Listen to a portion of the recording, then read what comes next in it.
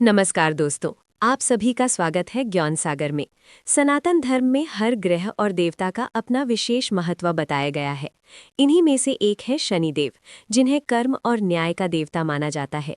कहा जाता है कि शनिदेव मनुष्य के जीवन में उसके कर्मों के अनुसार ही फल प्रदान करते हैं, इसलिए उन्हें सबसे न्यायप्रिय देवता भी कहा जाता है।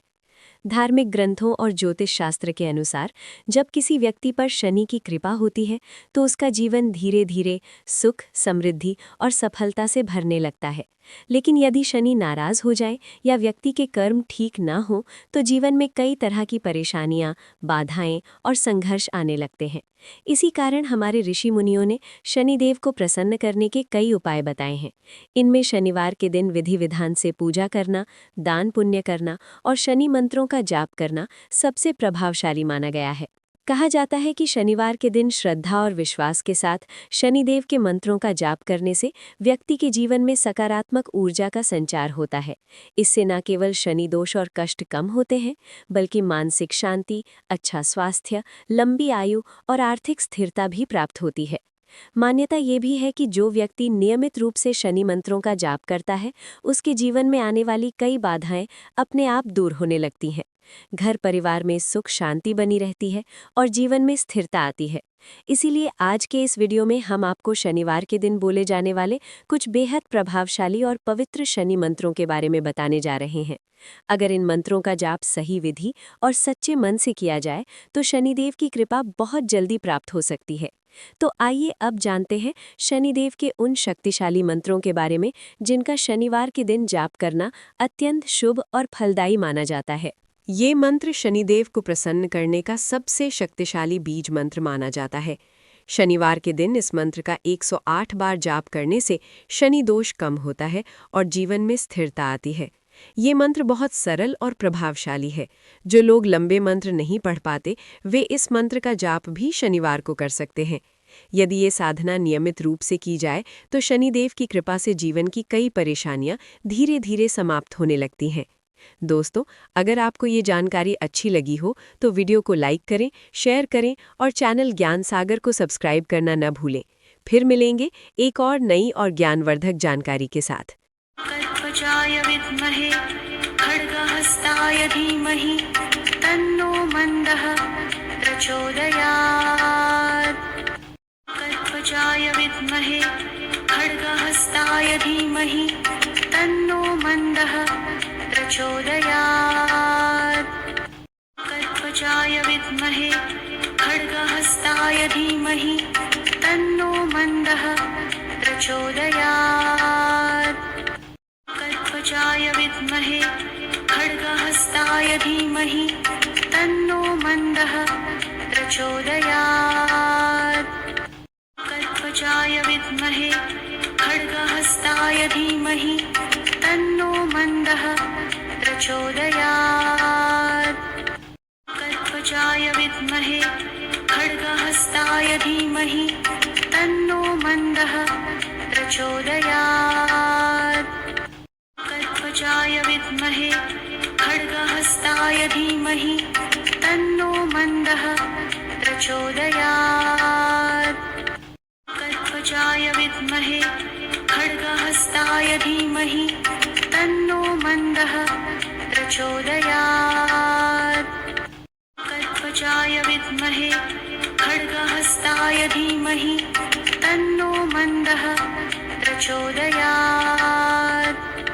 कल्पजाय विद्महे खड्गहस्ताय धीमहि तन्नो मन्दः प्रचोदयात्। कल्पजाय विद्महे खड्गहस्ताय धीमहि तन्नो मन्दः प्रचोदयात्। कल्पजाय विद्महे खड्गहस्ताय धीमहि तन्नो मन्दः प्रचोदयात्। कल्पजाय विद्महे खड्गहस्ताय धीमहि तन्नो मन्दः प्रचोदयात्। कल्पजाय विद्महे खड्गहस्ताय धीमहि तन्नो मन्दः प्रचोदयात्। कल्पजाय विद्महे खड्गहस्ताय धीमहि तन्नो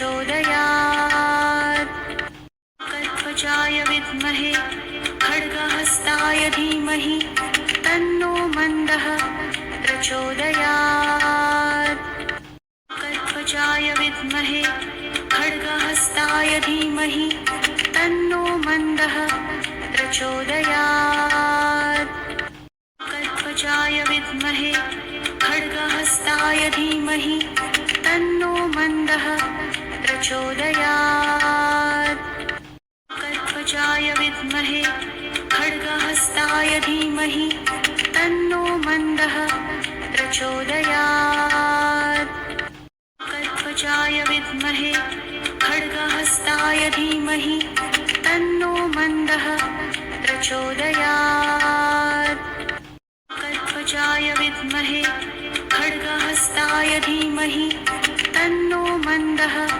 प्रचोदयात् कल्पजाय विद्महे खड्गहस्ताय धीमहि तन्नो मन्दः प्रचोदयात् कल्पजाय विद्महे खड्गहस्ताय धीमहि तन्नो मन्दः प्रचोदयात् कल्पजाय विद्महे खड्गहस्ताय धीमहि तन्नो मन्दः प्रचोदयात् कल्पजाय विद्महे खड्गहस्ताय धीमहि तन्नो मन्दः प्रचोदयात् कल्पजाय विद्महे खड्गहस्ताय धीमहि तन्नो मन्दः प्रचोदयात् कल्पजाय विद्महे खड्गहस्ताय धीमहि तन्नो मन्दः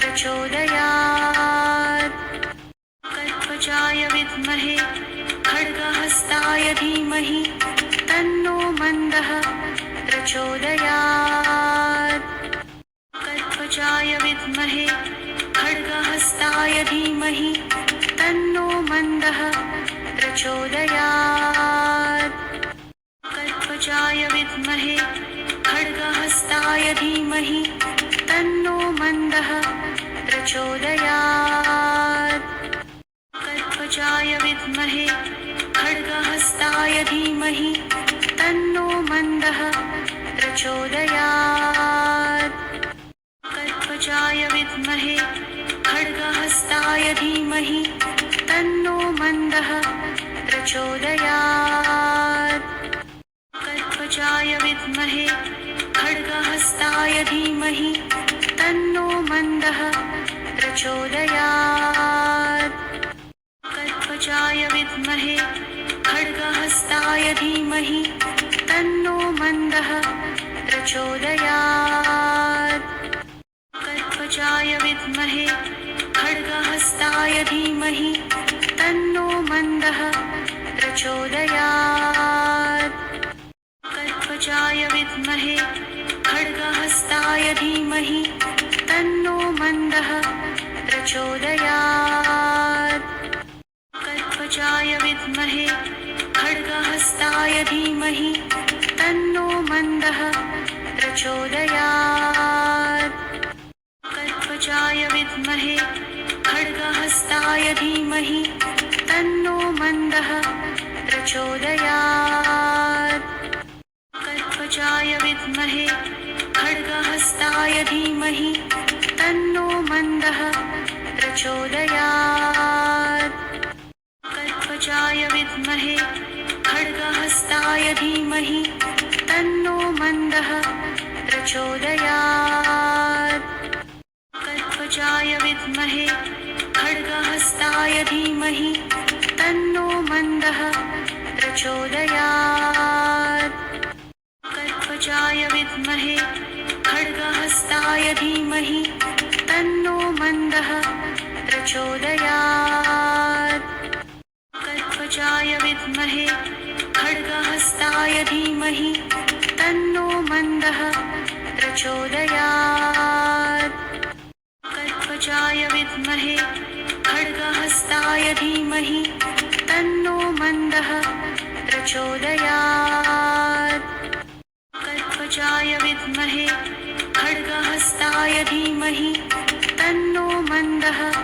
प्रचोदयात् कल्पजाय विद्महे खड्गहस्ताय धीमहि तन्नो मन्दः प्रचोदयात् कल्पजाय विद्महे खड्गहस्ताय धीमहि तन्नो मन्दः प्रचोदयात् कल्पजाय विद्महे खड्गहस्ताय धीमहि तन्नो मन्दः प्रचोदयात् कल्पजाय विद्महे खड्गहस्ताय धीमहि तन्नो मन्दः प्रचोदयात् कल्पजाय विद्महे खड्गहस्ताय धीमहि तन्नो मन्दः प्रचोदयात् कल्पजाय विद्महे खड्गहस्ताय धीमहि तन्नो मन्दः प्रचोदयात् कल्पजाय विद्महे खड्गहस्ताय धीमहि तन्नो मन्दः प्रचोदयात् कल्पजाय विद्महे खड्गहस्ताय धीमहि तन्नो मन्दः प्रचोदयात् कल्पजाय विद्महे खड्गहस्ताय धीमहि तन्नो मन्दः प्रचोदयात् कल्पजाय विद्महे खड्गहस्ताय धीमहि तन्नो मन्दः प्रचोदयात् कल्पजाय विद्महे खड्गहस्ताय धीमहि तन्नो मन्दः प्रचोदयात् कल्पजाय विद्महे खड्गहस्ताय धीमहि तन्नो मन्दः प्रचोदयात् कल्पजाय विद्महे खड्गहस्ताय धीमहि तन्नो मन्दः प्रचोदयात् कल्पजाय विद्महे खड्गहस्ताय धीमहि तन्नो मन्दः प्रचोदयात् कल्पजाय विद्महे खड्गहस्ताय धीमहि तन्नो मन्दः प्रचोदयात् कल्पजाय विद्महे खड्गहस्ताय धीमहि तन्नो मन्दः प्रचोदयात् कल्पजाय विद्महे खड्गहस्ताय धीमहि तन्नो मन्दः प्रचोदयात् कल्पजाय विद्महे खड्गहस्ताय धीमहि तन्नो मन्दः प्रचोदयात् कल्पजाय विद्महे खड्गहस्ताय धीमहि तन्नो मन्दः प्रचोदयात् कल्पजाय विद्महे खड्गहस्ताय धीमहि तन्नो मन्दः प्रचोदयात् कल्पजाय विद्महे खड्गहस्ताय धीमहि तन्नो मन्दः प्रचोदयात् कल्पजाय विद्महे खड्गहस्ताय धीमहि तन्नो मन्दः प्रचोदयात् कल्पजाय विद्महे खड्गहस्ताय धीमहि तन्नो मन्दः प्रचोदयात् कल्पजाय विद्महे खड्गहस्ताय धीमहि तन्नो मन्दः प्रचोदयात् कल्पजाय विद्महे खड्गहस्ताय धीमहि तन्नो मन्दः प्रचोदयात् कल्पजाय विद्महे खड्गहस्ताय धीमहि तन्नो मन्दः प्रचोदयात् कल्पजाय विद्महे खड्गहस्ताय धीमहि तन्नो मन्दः प्रचोदयात् कल्पजाय विद्महे खड्गहस्ताय धीमहि तन्नो मन्दः प्रचोदयात् कल्पजाय विद्महे खड्गहस्ताय धीमहि तन्नो मन्दः प्रचोदयात् विद्महे खड्गहस्ताय धीमहि तन्नो मन्दः प्रचोदयात् कल्पजाय विद्महे खड्गहस्ताय धीमहि तन्नो मन्दः प्रचोदयात् कल्पजाय विद्महे खड्गहस्ताय धीमहि तन्नो मन्दः प्रचोदयात् कल्पजाय विद्महे खड्गहस्ताय धीमहि तन्नो मन्दः प्रचोदयात् कल्पजाय विद्महे खड्गहस्ताय धीमहि तन्नो मन्दः प्रचोदयात् कल्पजाय विद्महे खड्गहस्ताय धीमहि तन्नो मन्दः प्रचोदयात् कल्पजाय विद्महे खड्गहस्ताय धीमहि तन्नो मन्दः प्रचोदयात् कल्पजाय विद्महे खड्गहस्ताय धीमहि तन्नो मन्दः प्रचोदयात्